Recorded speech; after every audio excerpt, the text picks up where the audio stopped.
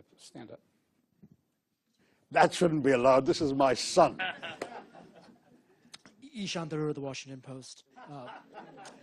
Definitely asking a question in a personal capacity. And mostly to say hi before you go off to your next engagement.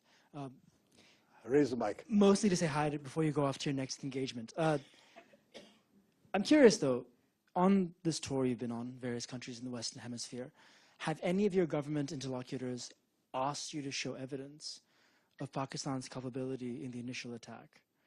And what do you say to the repeated Pakistani denials of having any hand in the initial attack? Okay, well, I'm very glad you raised this, Ishant. I didn't plant it, I promise you. This guy does this to his dad.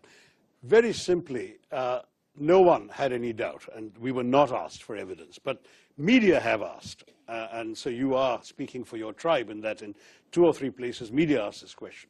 Let me say very clearly that India would not have done this without convincing evidence.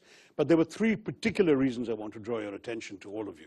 The first is that we've had a 37-year pattern of repeated terror attacks from Pakistan, accompanied by repeated denials.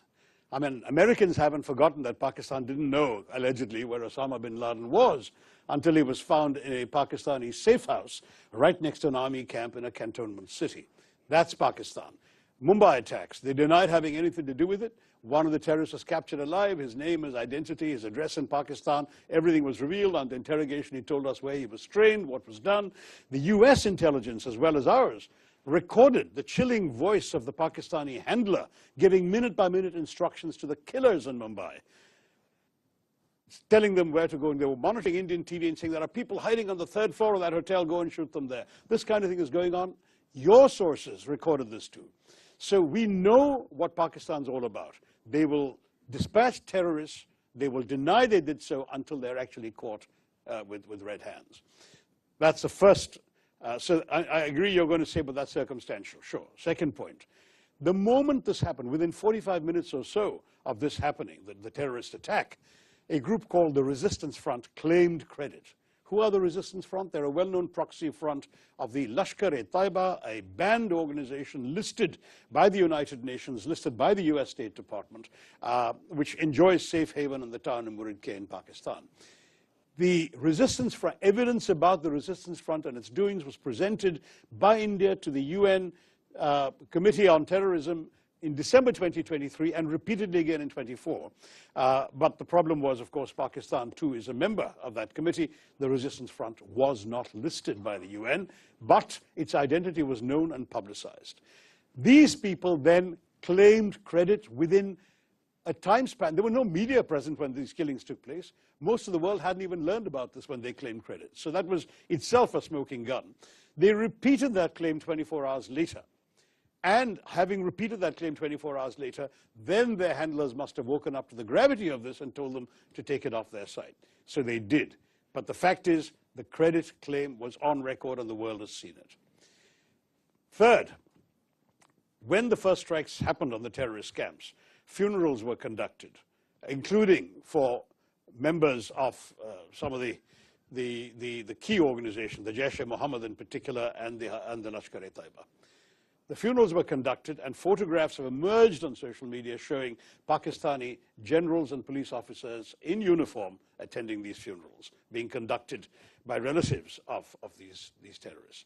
So we're looking at 3 concrete pieces of evidence as far as India is concerned. But finally, I can add to the mix, we also have intelligence services. They have been studying very carefully these terrorist attacks. They have identified at least 4 of the 5 perpetrators, and they know who they are. In fact, I'm told, and I don't have access to the direct intelligence information, but I've been reliably informed, they know that 2 of them are Pakistanis, and the other 2 were locals who had exfiltrated, is the term, out to Pakistan for training 10 years ago, and clearly was sent back for this mission this time.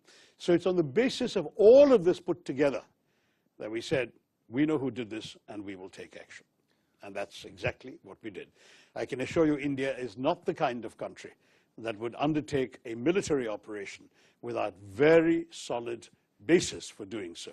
This was not some random terror attack. I must say our government counts 24 terrorist attacks in the course of last year emanating from Pakistan, but none of them required this kind of response. We dealt with them. We either got the terrorists or killed them, minimal damage, very little loss of life. We dealt with it.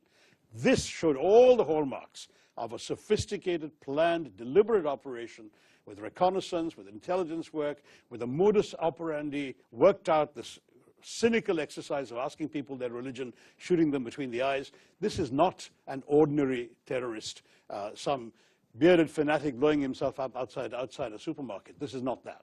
This is a serious quasi-military style operation, and it required a military response. Okay, as I mentioned, we have